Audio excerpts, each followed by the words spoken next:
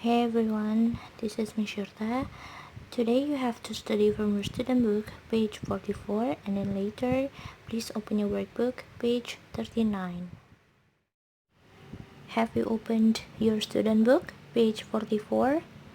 Today's topic is about sensation, so we are going to learn some adjectives of sensation here. And on the first part, what you have to do is to find out which adjectives from the box would you use to describe the items in the list 1 till 7. And then you have to match 4 of the adjectives with the photos A till D. Well, now I'll tell you the definitions of those adjectives. The first one is aromatic. Aromatic means having a good smell that is easy to notice. For example, your mother uses a perfume and the perfume smells good, so it is aromatic. Next, bitter. Bitter means having a strong unpleasant taste or not too sweet. For example, if you order a black coffee without any sugar, then your black coffee will taste bitter. And then next, clammy. Clammy means slightly wet in an unpleasant way. So when you're holding hands with someone for too long, your hand will start getting clammy, quite wet. And next, deafening. Deafening has the same meaning as very loud. Meanwhile, mouth watering is related to when we want to describe a food. So if a food is mouth watering, it means that food looks or smells so good that we want to eat it immediately. Next, scorching. Scorching has the same meaning as very hot. And the last one, slimy.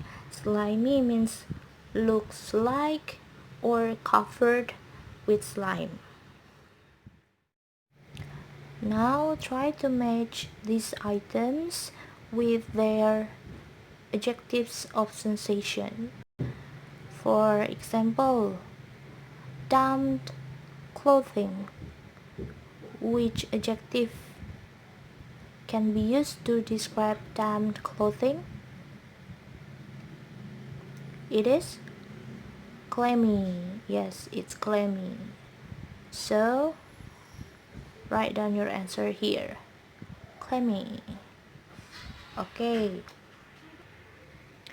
Now, please continue and finish the rest of the numbers 2 until 7.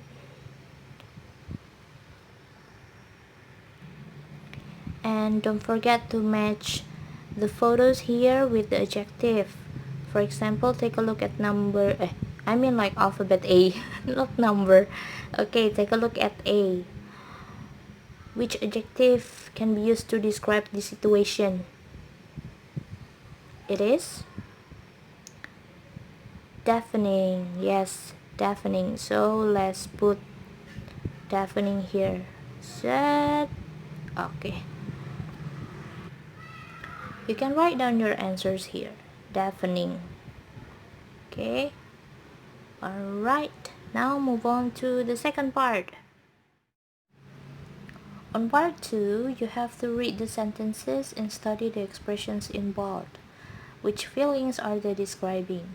Match the expressions 1 till 5 with feelings A till E. Okay, so let's study them together, guys. So we have A, here feeling slightly ill. B is a runny nose. C, feeling nervous. D, feeling nauseous. E, feeling dizzy.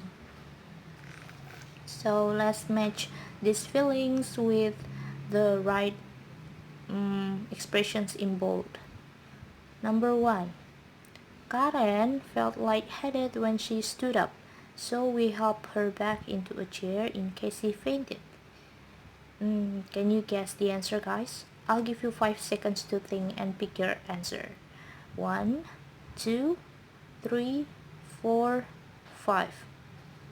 What do you think is the feeling for this first expression? Felt lightheaded is the same as E. Feeling dizzy. Yeah, feeling dizzy. Wait, I'll put the red arrow here. Okay, feeling dizzy. Great. Now take a look at the second one. Shelly has got butterflies in her stomach because she's going to give her speech in front of the class. Imagine guys, you're standing in front of the class to give a speech. So, what's your feeling? You got butterflies in your stomach? It is the same as? Yes, it's C. Feeling nervous. So let's put it here. Feeling nervous. Okay. You don't have to make an arrow, just write down the numbers of the alphabet. It's up to you guys. Okay, next. Let's take a look at number 3. They were feeling queasy after eating oysters. Perhaps they weren't very fresh. So the oysters might not be very fresh.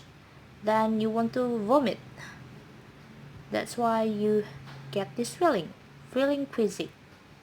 So, which one is the answer, guys? Is it A, B, or D? It is D. Yeah, feeling nauseous. Okay, so we still have 2 feelings here. Number 4. Gavin was under the weather yesterday, but he is fine today, so it obviously wasn't anything serious. So take a look here. He is fine today, but yesterday he was under the weather. So is it feeling slightly ill or a runny nose? It is? Yep, it is A. Feeling slightly ill or feeling kind of bad because of something. Okay, so the last one, I need to buy a packet of tissues because I've got a sniffles. Sniffles means runny nose. Okay. Now move on to the listening part. We have 2 photos here, and first of all, you need to tell me what is happening in the photos, A and B. Describe them using words and expressions from vocabulary exercises 1 and 2. And do you think these activities are good for your health? Okay, please write down your answers on this blank space or here. Okay, next is part 2. This time, you have to listen to the conversation at a health spa describing the therapies shown in photos A and B. What are the benefits, the positive things, and the drawbacks, the negative things, of each treatment? Okay, so I'll play the audio for you. Please listen carefully. Unit 5, page 44. Listen. Exercises 2 and 3. Listen to the dialogue. As more people become interested in alternative therapies to improve their health, the day spa has become big business. Today, Corinne Woods, owner of La Mer Day Spa, joins us. Corinne, which kind of treatments are offered at day spas? Well, day spas offer everything from massage to mud bathing. Mud bathing? How is that related to health? Well, it's a great way to relieve stress. It's very relaxing. In fact, some people who feel a bit under the weather are full of energy by the time they've finished. Really? Why is that? Well, there's a lot of oxygen in the mud. It's absorbed through the skin and gives you an energy boost. It also works wonders for improving skin tone. But do people like having mud on them? Doesn't it feel clammy and slimy? Actually, the mud is heated to a comfortable temperature, and it isn't too slimy. Most people don't mind it. Okay. And do people ever get stuck in the mud? Oh no! Mud isn't up to the neck. It's quite easy to move around in, and then you enjoy a long soak in clean water. One thing to be aware of is that some people have allergic reactions to the mud. It's important to be sure that you don't have any allergies before getting covered in it. Also, any person who feels lightheaded while bathing should stop immediately. So what types of people are going to spas these days? Our clients fall into two categories: private individuals and corporate groups. Private individuals tend to purchase mud baths or massages. On the other hand, companies are using spa days to build up team spirit with a group of workers. They prefer activities that can be done as a group, like a yoga class or fire walking. Fire walking? Tell me more. Spas also focus on mental as well as physical health. Fire walking is a terrific way to overcome fear and to build confidence. Studies have shown that people who have been through a nerve-wracking experience together will work together more effectively as a team. But doesn't the fire burn your feet? Well, perhaps the name is a bit misleading. The fire is started a few hours before the walk, so there aren't any flames. You walk on the hot coals. Still, aren't the coals scorching? Of course. If you stay on them for too long, you will get burned. The challenge of the experience is to pace yourself correctly. Too slow and you'll get burned. Too fast and the coals will fly and burn your legs. Ooh, that's quite a challenge. Can you dip your feet in cold water first? Yes, we encourage that. It cools the skin's temperature, making burns less likely. Is there anyone who shouldn't fire walk? Most people can do it, but people with cuts on their feet shouldn't because of risk of infection. However, we've never had a problem. It's one of our most popular group activities. So that's the audio, guys. Please listen to it again so you can answer part 3. We have 5 questions here. First, what is done to the mud to make it more comfortable? And 2, what should you do if you feel faint? 3, why are companies using spas? 4, what is the challenge in firewalking? And 5, what should you do before walking on the poles? So write down the answers of part 2 and part 3. I think you should also answer the part 1 as well on a piece of paper. Okay, so you don't have to write down the answers on your book. Just write down your answers on a piece of paper and then later capture the images of your answers and send it to me. Okay, next, speaking part. So this time you have to send me your voice recording. Okay, and please answer this question. First, would you ever try firewalking on or a mud bath? Why and why not? 2, read the descriptions about 2 alternative medicines, aromatherapy and acupuncture. And since you don't work with your partner now, just tell me what you think are the benefits and drawbacks of these alternative medicines. And the last one, would you ever try aromatherapy or acupuncture? Why and why not? Okay, please record your voice and send it to me through our WhatsApp group. Alright, so that's the task that you have to do from your student book. Now, please open your workbook. Page 39. On page 39, the first thing you have to do is to complete the sentences with the words in the box. So,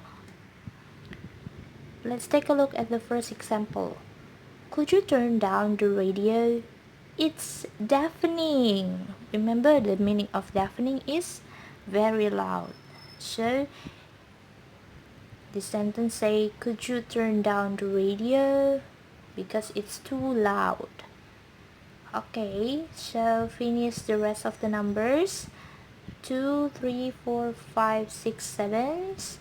And after that, move on to complete the text with the words in the box. We have butterflies, light-headed, queasy, and sniffles. Okay, so fill in those blanks with the right word. And the third part, you have to read the article and match the headings 1 till 4 with the paragraphs A till D. So these are the headings that you have to match with the paragraph here.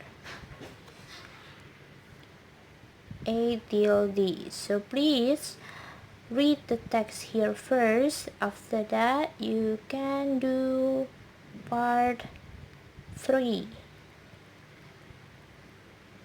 I'm sorry that it's too slow. Okay. Then, after doing part 3 and reading the article here, please do part 4. Please write down and tell me whether the sentences here are true or false. Okay, so for example, students who do physical exercise can increase their learning capacity. It's true according to the article. So write down T here. And yeah, finish the rest of the numbers 2 till 6. You don't have to do the challenge part, okay? Just skip it. Alright, so that's all, guys. As always, submit your work through our WhatsApp group, and the deadline will be on April 2nd, right? Yeah, April 2nd, so on Thursday. Okay, I'll be waiting, guys. Thank you so much for paying attention. Stay healthy, drink more water, and have a great day. Bye bye, everyone.